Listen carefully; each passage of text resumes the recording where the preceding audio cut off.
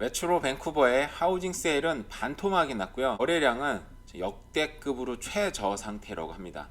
싱글하우스를 제외하고는 가격 하락폭은 약간 주춤한 상태이고 살짝 오른 가격도 보여주고 있습니다. 후보시는 북미에서 양질의 테크잡이 가장 빠르게 성장하는 도시라고 합니다.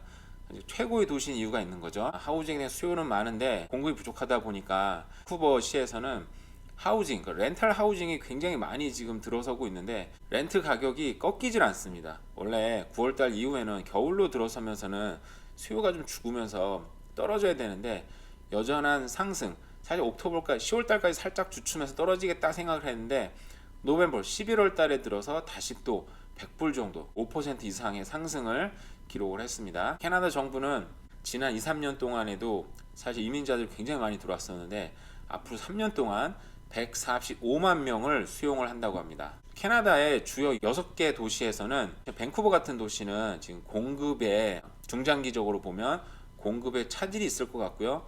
그 반면에 중부 도시들은 공급에는 큰 차질이 없을 것 같다고 합니다. 중부 도시 같은 경우는 가스 앤 오일 인더스트리가 굉장히 중요한 기반인데 휘발유 가격이 앞으로 크게 떨어질 일이 있을까라는 전망이 나왔습니다.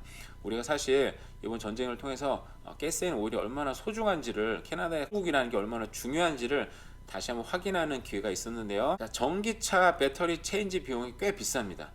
이게 사실 전기차를 사서 아끼는 비용도 있는데 때가 사실 비싸게 사는 거잖아요. 비싸게 사서 나중에 체인지를 할 때 그동안 아낀 비용이 한 방에 다시 나가버리는 그런 효과가 있어서 여기 한번 자세히 보도록 할게요. 호주 경제가 나쁘지 않습니다.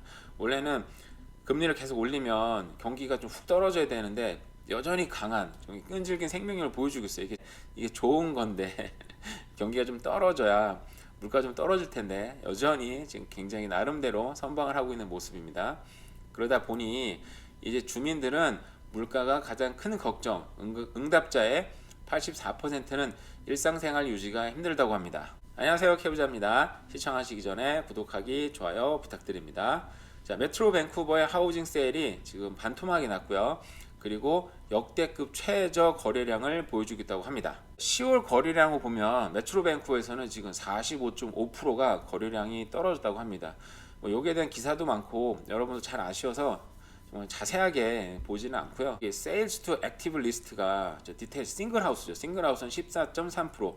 대략적으로 이게 12 이하로 떨어지면 강한 사업 압력이 시작된다고 하는데 14.3% 그동안 너무 많이 올랐으니까 뭐 좀 떨어지고 있는 상황인 거죠. 근데 타운홈이나 콘도미니엄은 여전히 좀 강한 그렇게 막 떨어지는 그런 모습을 보여주고 있지 않아요. 여기는 넘버를 자세히 보도록 할게요. 싱글 하우스는 로울 메인랜드 전체적으로 보면 1.1%, 지난달에 비해서 3개월 전에 비해서는 7.2%, 그리고 6개월 전에 비해서 13%가 떨어졌다고 합니다. 그러니까 피크 대비해서 지금 13%가 떨어졌다고 하고요. 물론 지역별로는 상이한 모습을 보입니다. 버나비 이스트 같은 경우에는 지난달에 비해서 3개월 전에 비해서 2.3%, 여기 1.2% 오른 지역도 있고요. 근데 떨어졌다 그래도 0.6%, 이것도 사실 1개월 가격에 비하면 좀 많이 떨어진 거긴 한데 지금 싱글하우스는 어느 정도 떨어지는 모습을 보여주고 있고요. 타운홈 같은 경우도 지역마다 조금 상이하긴 한데 지역별로 좀 오르는 것도 있고 조금 떨어지는 경우도 있고요. 그 반면에 근데 콘도 같은 경우에는 떨어진 게 거의 없고요. 여기는 지역별로 지금 상승폭이 꽤 있습니다. 그러다 보니까 전체적으로 집을 봤을 때 싱글하우스는 워낙 많이 오르니까 조금 더 떨어졌고 상대적으로 타운홈, 아파트먼트, 콘도는 지금 주춤하거나 지금 오르는 모습을 보여주고 있어요. 자, 5년 트렌드 선인데요. 보시면 떨어지는 게 5년짜리 트렌드가 어느 정도 좀 떨어지고는 있지만 약간 주춤하는 모습을 지금 보여주고 있습니다. 그러다 보니 프라이스 인덱스 같은 경우는 이거 싱글 하우스예요. 피크를 찍고 대략적으로 10% 15% 떨어졌다가 저번 달에 살짝 올랐다가 다시 조금 떨어지는 모습, 약간 주춤했는데 앞으로 좀 떨어질지 아마 좀 떨어지지 않을까 예상을 하고 있죠. 그 반면에 타운홈 같은 경우에는 좀 떨어지다가 이번 달에는 좀 올랐어요. 사실은 전체적으로 보면. 그리고 물론 상승폭이 그만큼 적었으니까 좀 떨어져 다시 오르는 경우도 모습 보여주고 있고요. 콘도 같은 경우도 지금 주춤주춤 하다가 오르는 모습을 보여줬습니다. 집값이 경제에도 봐야 되지만 확실하게 막 푹푹 떨어지려면 어느 정도 렌트비도 좀 떨어져야 되는데, 여기 보시면 렌트비 같은 경우에 학생들 수요가 많이 찬다는 어거스트하고 september 때 많이 들어오잖아요. 이때 올라서 이때 이후로 좀 떨어질 거다라고 예상한 사람들도 전문가도 있었었는데, 그 동결이 어느 정도 되다가 11월 달에 거의 또 뭐 5% 이상 훅 올랐습니다. 작년에 비하면 막 이게 20% 30% 오른 상태고요. 밴쿠버 자료긴 합니다만, 밴쿠버가 왜 최고의 도시인지는 여기 나옵니다. 여기 보시면 밴쿠버가 지금 노스 아메리카에서 테크잡, 그 양질의 테크잡이 가장 많이 성장하는 도시라고 합니다. 보시면 그 전에 비해서 2020년, 2021년에 그런 테크잡이 44.2%가 성장을 했다고 하는데요.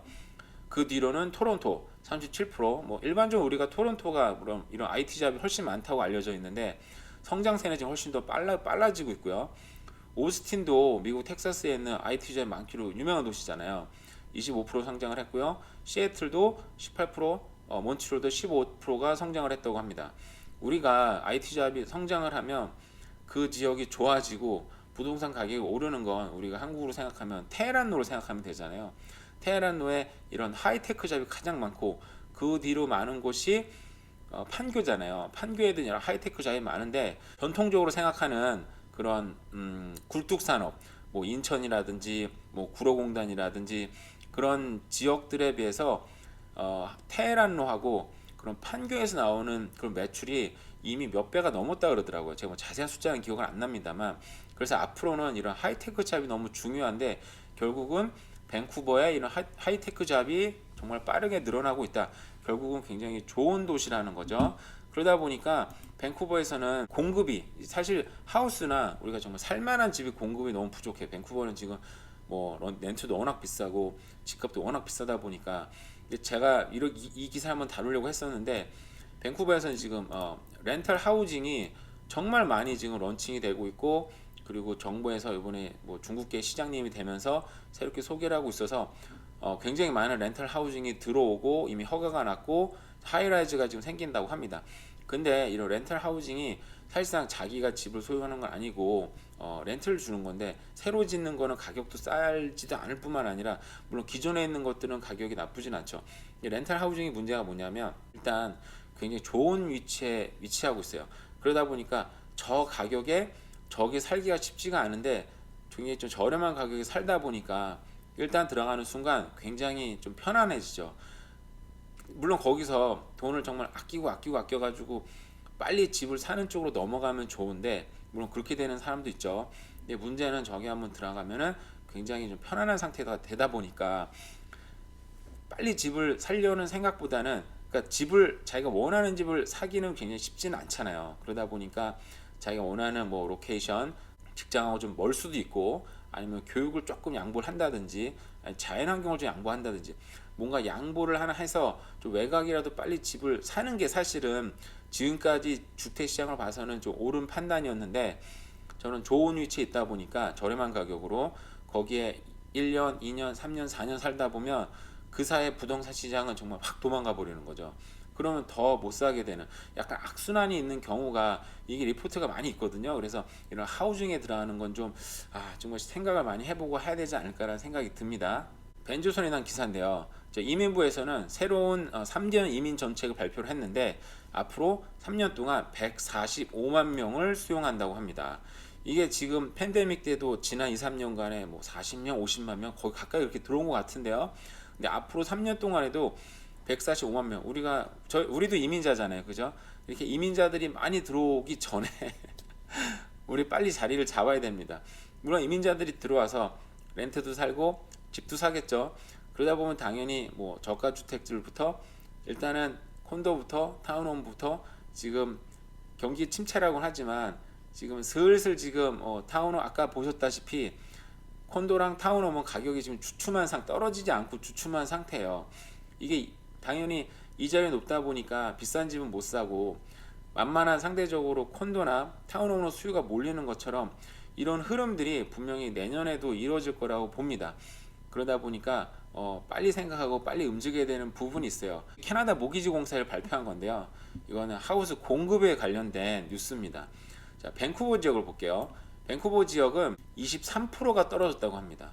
밴쿠버는 이게 메트로 밴쿠버는 아니고 밴쿠버 시를 얘기하는 건데 당연히 너무 비싸니까 지금 너무 비싸서 힘든 것도 있고 그리고 모기지가 올라가면서 건설사들도 사실은 자기 돈이 많아서 한 방에 빵 짓는 게 아니고 건설사들도 모기지를 내서 건설을 합니다. 그러다 보니까 여러 가지 힘든 거죠. 모기지비도 올랐고 그리고 인력비도 올랐고 자재비도 올랐고 여러 가지 하다 보니까 지금 그래서 이거는 당장에 드러날 일은 아니지만 앞으로 공급이 부족해지면 중장기적으로 다시 또 공급의 이슈가 생기면 집값이 오를 수 있다라는 여건이 있는 거죠. 에드먼튼 같은 경우에는 지금 중부지방에서도 알버타 주에서도 캘거리 비해서도 훨씬 더 어포더블한 도시인데 거기에는 당연히 지금 가격이 싸다 보니까 싱글하우스에 대한 수요가 많고 거기에 대해서 지금 공급이 많이 된다고 합니다.